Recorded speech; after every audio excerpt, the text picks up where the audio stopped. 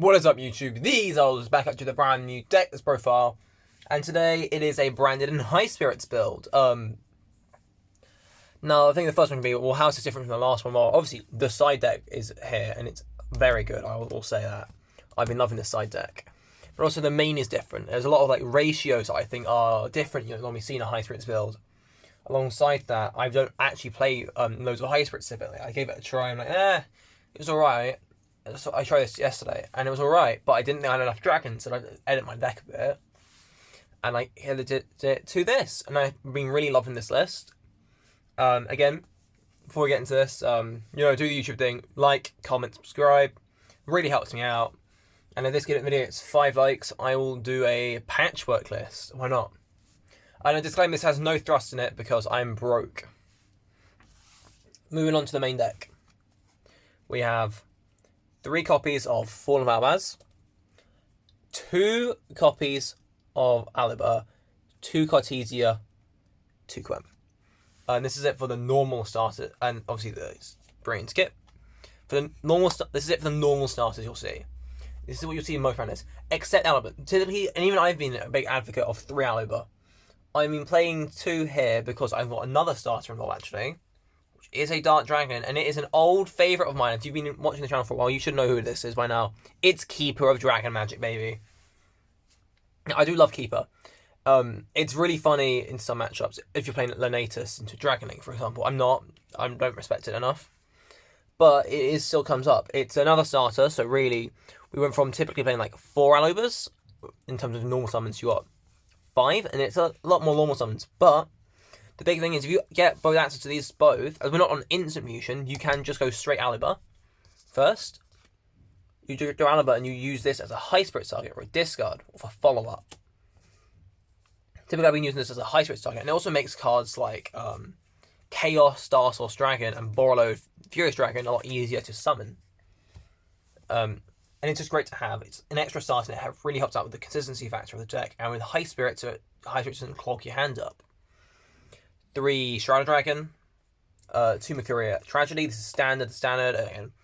The Lubellion, a Saranir, the Puppet, and this is a little tech for you guys looking for the next set, Crossover Breakers.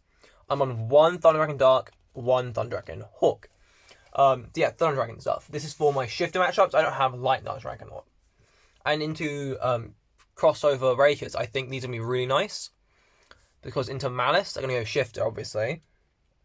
And you put up Colossus, and I don't think that can consistently deal with it at all, for that matter of fact. So it's a really nice out into it, and they need to then have follow-up as well for this to be really impactful into the list.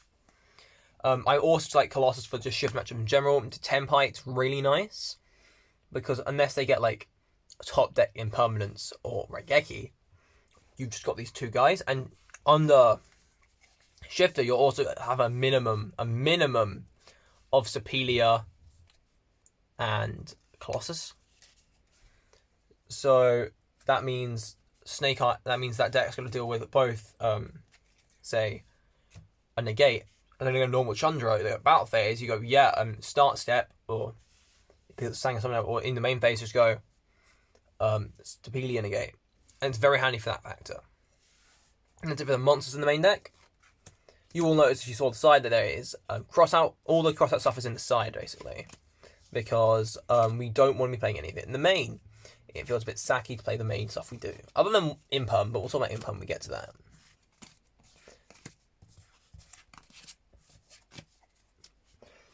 We're on to the spell cards. We got, in terms of branded ones, we have 1 Fusion, 3 Opening, 3 Deployment, 3 High Spirits while we're here, a Lost, an in red, and an in white. Obviously, you got the main card of the deck, Brand Fusion. Shouldn't have been put to 1. Should have been left to 3. Band Sanctifier, but hey ho.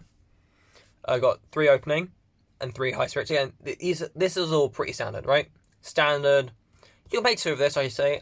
I've seen some people like Metagames GX, for example, play 2. I think you can definitely play 2 in a 50 list like this is, or in 60. You definitely play 2 in 60. But otherwise, I think you can get away with 1. Again, I love High Spirit, not High Spirits, in white. It's my favourite card in the deck. It's just Miracle Fusion, and it helps so much with like follow-up game. And with Thunder Dragons, because if you get access to Dark, you want a disc, and you don't have a way to banish him. You have this, and let's say an Albaz, you go discard Dark via say opening. Then you get Gallagher, you go Brandon White, fuse with banish Dark, send Albaz, Rebellion, make Mirror Jade, and Colossus. And fun fact, everyone, something you need to remember: if you don't want to go for Puppet, Mirror Jade and Colossus shuts down 90% of decks. Just saying. And then 3 outfits. I'm a big advocate for 2, typically. I don't like the huge dragon counts, and I'd rather have that space for non-engine. But with Keeper, yeah, I'll try it. It's been pretty nice. It helps play through interruption, of course. But I don't think I've ever had a situation where damn, I really needed high spirits there. I'm not sure if I want to keep it at 3. I've also got a Goldsuck. For consistency, you either land in Mercuria, Tragedy, or Downwrecking Dark if you don't need banish those. We've got triple Allure of Darkness to dig through the deck, and with Dark it's so good. Triple Book of Eclipse, triple Forbidden Droplet, and Called by the Grave. Also, we've got 1 Random Retribution and 2 Duplications. And that's it. That's literally it. That's the rest of the main deck. And you're like, oh, where's the triple tactics talent? So talents are so good. No, it's not in Branded, and this is something people need to learn. In Branded, what are you doing with talents? It's either you're handing from hand, meaning you've already got full combo and you're not punishing Ash at all, or you're drawing 2. Now, before Branded Fusion was put to 3, put to 1 even, talents was fine because you go draw 2 and you got a decent chance to draw into the main guy you needed to see, Branded Fusion, right? But now it's at 1. If someone else gets hit by like a Veiler and you go talent draw 2, yeah, they might hand trap you, but also they're likely to just go, you draw 2 and you're going to get nothing you need because, hear me out, you need other stuff, and you probably, if you put Veiler, you've been on out of normal summon. Okay, that doesn't help you get through to where you need to get to. You need other cards with this. Doesn't do it. This could get you there. I'll say that. You got 1, 2, potentially 5, plus what? 2, 7-ish cards. Really nice. I'm drawing Called by off talents. Off you get Ash is on Brand Fusion is the worst experience of my life. And going second, it's a really mediocre breaker right now in Branded. So it's like, yeah, I'll stick to just anything else really. And that is it for the main.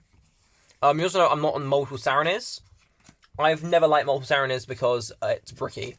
Whenever I've seen it, like, oh, why couldn't you be a Cartesia? Why couldn't you be an Albaz? Why couldn't you be a... It's a bad hand trap in general because it doesn't actually do anything further from there, like any of the other Bestials, which are also not playing. And I just feels wrong to play. In terms of the extra, we have the standard stuff, 2, 1, 2, Uno. The typical Branded lineup, and you do have the 2 Wiggles. I did get a second one. I got my second Quem. 2 Caritis. Oh, 2 Caritis. Not one. 1 Caritis, 1 Colossus. Spelia, Furious, Chaos. Alright.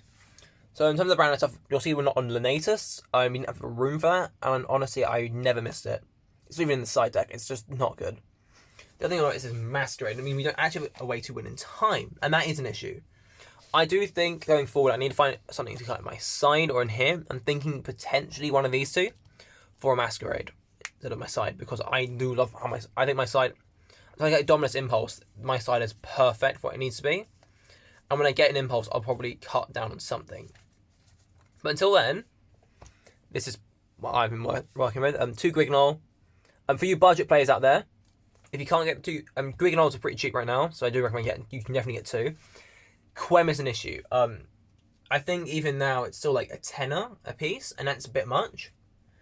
So what you can do instead is play the 1, and then you can play that 3rd Albert in that spot, or you can play like an instant fusion to search off your Millennium, to your Keeper, to then get to like Millenniumize, play through Interruption. You don't want to. If you can't afford it, that's fair enough. I'm a budget player myself, hence the lack of thrusts. But I've been working on this deck for a very long time. Basically, since this YouTube channel became a thing. My first this was Branded Dark Magician after all. So I do get where you're coming from as a budget player. That's why I do these lists the way I do, instead of like waiting and using like proxies. Because I want everyone to see that the deck can compete without being an arm and a leg for your triple tactics thrusts. terms of a sign, we got the cross out stuff. We got 3 cross out designator. Okay. Now, you really want to, I recommend in any release, you got to have cross out. But what targets you play? Now, if you can afford it, you got Dominus Impulse. I can't afford that. But even then, you'd still definitely have Debarrier at 1. I'm playing at 1. With Thrust, you just set it. In this, it's more a cross out target, but going to Tempai, you can just put it in and hope to God you draw it. We do some other going first that do ruin Tempai. We've got the Ablos, and we've got the Impermanent. Imperm is something I've been wanting to main, because technically it's a breaker as well. Because if you draw Imperm, it's not bad, because you can draw Imperm on, like, say, a Snake Eye Ash, or you wait till your turn to go Imperm Phantom Yubel, Imperm the new Azamini guy, Imperm IP Masquerader. And it just forces interruptions, or, like, it goes through and you take something out. It's a 1-for-1 card. It's very nice to have in the arsenal. And if you go, like, Imperm IP and they go, and they get cross out, or they go, doesn't mean, and they go, that lets you know that IP is important, and lets you know your priorities to deal with. I mean, an Ash is obviously there. But yeah, I would say you need Dominus Impulse as well, but I've been working without it, and it has gone great. And that's it from my cross-out package. Again, I'm going first, post-siding. You need them when you're behind attributes. If it's a match where you know they're not in hand traps, for example, I'd say Yubel, but a lot of people are on hand traps, even though it's incorrect to play Yubel with hand traps. I'm just saying. If it's in the mirror match, you don't put in cross out and going second. You don't put in cross out plus any of this. You don't put in cross out at all. You just go, yeah, go ahead.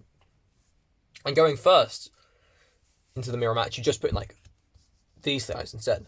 If it's a deck like Rickus and Avalon, which doesn't play hand traps, you will put in, now actually play their own cross out package in that deck. You don't touch this.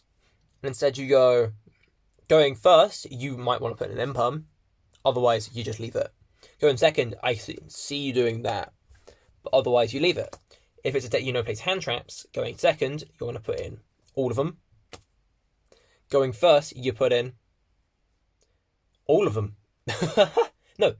No, nearly all of them. You leave the arrow behind. You see where it goes? It's very versatile into the matchups right now. That's one of my packages I'm playing. And I'm saying packages because I've got different other packages in here. So yeah, cross out Designator. I'm going to put that on the top because that is the main part of this package. The next package is the Breaker package. It's 6 cards. It's Dark Ruler evenly. The most powerful combo in Yu-Gi-Oh's history. But in all seriousness, this is really good into boards right now. It just turns everything off and evenly matched. Well, it's evenly matched. What do you want me to say? It's bad? It's not, though. So that's 6. Got 3 left. What other package would I conceivably be playing? Got TCB. We have Skill Drain. And we have the ultimate card for this. Eldritch, the Golden Lord. That's right, we got Eldritch here. I think this is going to be on Confusion. Because I don't think anyone has taken Eldritch seriously as a branding card in a very long time. With Eldritch, let's give this a read, shall we? Because I don't think anyone's read this. In a very long time, anyway. Cameron, you want to focus? Sorry about this. My camera is refusing to focus today. You can send this card and a spell or trap from your hand to the graveyard. Target card on the field, send it to the grave. So it's a send. So if your card says, like, cannot be destroyed, but it can be targeted, you can remove it by Eldritch. It's very nice for that sort of purpose. The other effect we're more interested in, if this card is in your graveyard, you can send a spell and trap you control to the graveyard, add this card to your hand. Then you can special summon a zombie from your hand, and then increase its attack by 1,000, yada yada. So what this means with Eldritch is that into, say, 10 pi, or anything, literally anything, you will put Eldritch in. You will set these guys. Say because of the skill drain, you will go do your stuff, and then they try to play, you go, if you're forced to it, you go skill drain. That's on the board. Then you'll go Branded Fusion, or Fusion Duplication, send Eldritch, and Albaz make, say, an Albion, or make a Titanic. I'm sorry if you can hear shouting, it's my brother. I'm very sorry about that. And you go Eldritch effect, send skill drain to grave, add him to hand, summon. Or just leave him in hand, so then you could get rid of, and then you go, okay, Eldritch effect, discard, cross out. Eldritch effect, discard, retribution. To then target a card they have and remove it. So it's nice follow-up. it means that you can play annoying floodgates that your opponent is gonna like mold over, because you can do it, and yeah, and you might even get called floodgate cracked like I did against someone on DB. And that is the list. I hope you all enjoyed. Like I don't mention it already, but like, comment, subscribe to the YouTube thing. Till the next one then. Cheerio.